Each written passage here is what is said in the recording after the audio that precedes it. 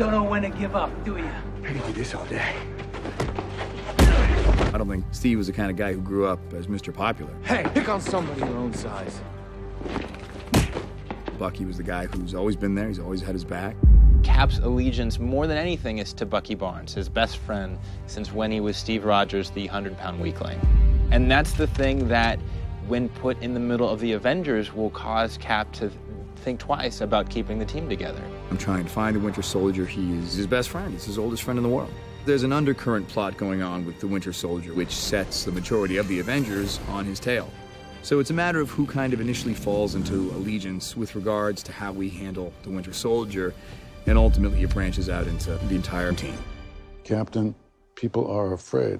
The Avengers have operated with unlimited power and no supervision. That's an arrangement the governments of the world can no longer tolerate.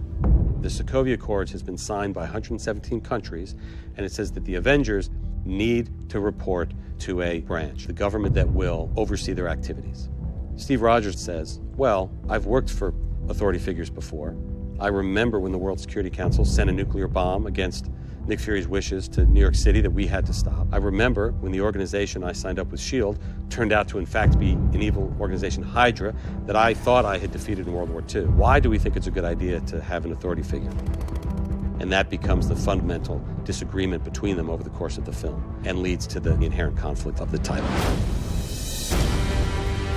I think maybe the most important thing to us in sort of fulfilling the ideal or promise of Civil War was we didn't want to fall into a structure where the Avengers move into a conflict mode with one another, then sort of repair that and fight another bad guy. It was very important to us that the structure of the film be such that the Act 3 climax was between the actual Avengers themselves. There's no clear evil villain on either side of this. It's just a matter of who do you agree with. That's what makes it such a good conflict, you know. It's not enemy versus hero. It's friends, it's family. I could do this all day. What do? We fight.